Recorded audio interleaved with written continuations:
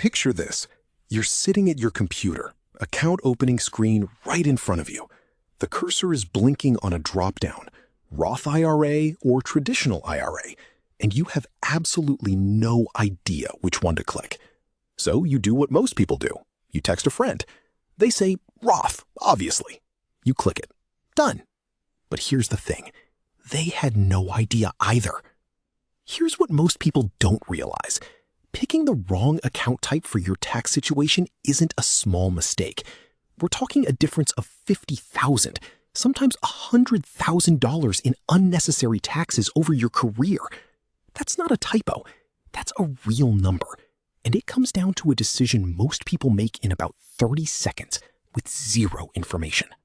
The IRS lets you put up to $7,000 into these accounts every single year. $7,000 growing completely shielded from taxes. And yet, according to the Investment Company Institute, fewer than 1 in 5 eligible workers actually maxes out that space. Most people aren't even using what they're allowed to use, let alone using it correctly. And if you're in your 20s or 30s right now, there's a very good chance you're sitting in the 22% federal tax bracket or below. That detail is going to matter a lot in about 2 minutes. I'm Nick, and this channel exists for people who are done guessing and ready to actually understand how money works. If you're new here, hit subscribe and give this video a thumbs up. It genuinely helps. By the end of this video, you're going to know exactly which account fits your situation right now. Not your friend's situation, not your coworkers, yours.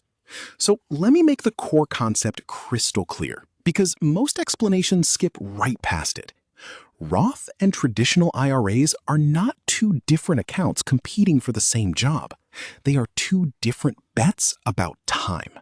Here's the analogy that makes it click. Imagine you are a farmer planting a crop. With a Roth IRA, you buy your seeds with money you have already been taxed on.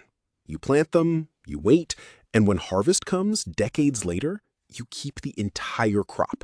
The IRS does not take a single grain. With a Traditional IRA, you borrow the seeds.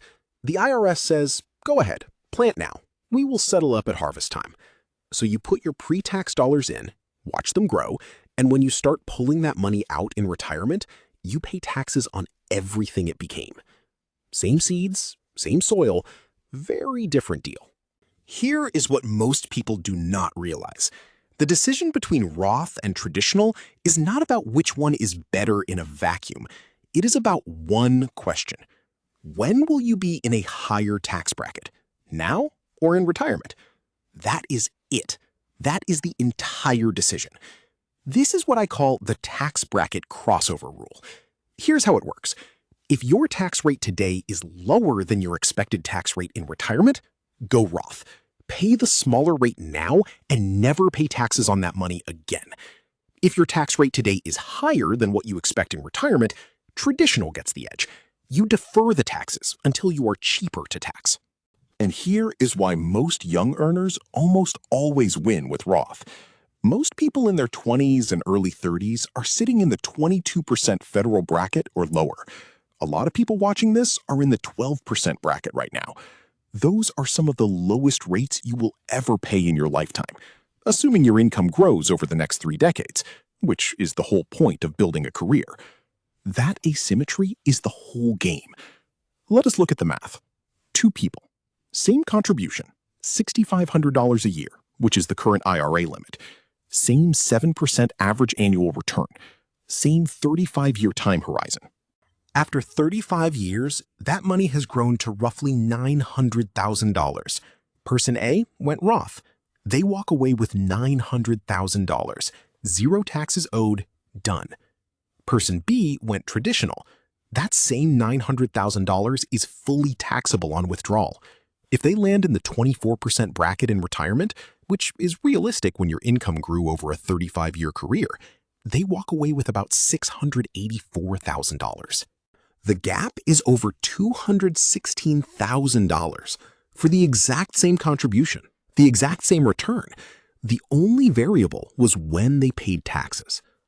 Now, I know the objection forming in your head, but what if tax rates just go up across the board? Then I will owe more no matter which account I pick. That is actually the strongest argument for Roth, because if you have already paid your tax bill, a future rate hike is irrelevant to you. You locked in today's rate. With traditional, that future increase hits you directly on every single dollar you withdraw. Roth is a hedge against a future you cannot predict. Second objection: what if I need the money before retirement? Here is something most people genuinely do not know. With a Roth IRA, you can withdraw the money you personally contributed, not the growth, just what you put in, at any time without penalty. It is already taxed money. It is yours. Traditional does not work that way. Pull money early from a traditional, and you are looking at a 10% early withdrawal penalty on top of ordinary income taxes. Roth wins on flexibility too. But here is where the behavioral psychology makes this genuinely tricky. Traditional IRAs come with a tax deduction right now. This year's bill goes down, and that feels really good. It is immediate. It is tangible. Your brain sees it and says, smart move. Behavioral economists call this present bias. We systematically undervalue future rewards in favor of smaller gains we can feel today. Temporal discounting. It is why the traditional deduction feels like winning even when the Roth math beats it by over $200,000 over 35 years. Roth asks you to do the harder thing. Pay now, trust the math, collect later. For people sitting in the middle, mid-30s, strong income, genuinely uncertain about what retirement looks like, there is a third move. Split the contributions. Some Roth, some traditional. Financial planners call this tax diversification. You hedge the uncertainty. If rates rise, your Roth side protects you. If your income drops in retirement, your traditional side becomes cheaper to draw from. It is not always optimal, but for middle bracket earners who honestly cannot predict which direction their tax life moves over the next 30 years, it is a real hedge, and it is something most beginners never hear about. So here is your 3-step decision, right now, today. Step 1, check your tax bracket. If you are in the 22% bracket or below, default to Roth. Pay the tax now while it is cheap. Step 2, ask yourself one honest question. Do you expect to earn significantly more in the next decade? If yes, Roth probably still wins. If you are already near peak income, traditional deserves a real look. Step 3, if you genuinely cannot decide, split it. Open both. You build flexibility instead of betting on a single outcome. Here is the thing nobody tells you. The worst decision is no decision. Every month you wait costs you compounding you cannot get back. The math does not care about your uncertainty. Drop your current tax bracket in the comments right now and tell me, Roth, traditional, or both? Make it a public commitment. That is how it actually gets done. If this helped, hit subscribe and leave a like. The only complicated part was not knowing where to start. Now you do.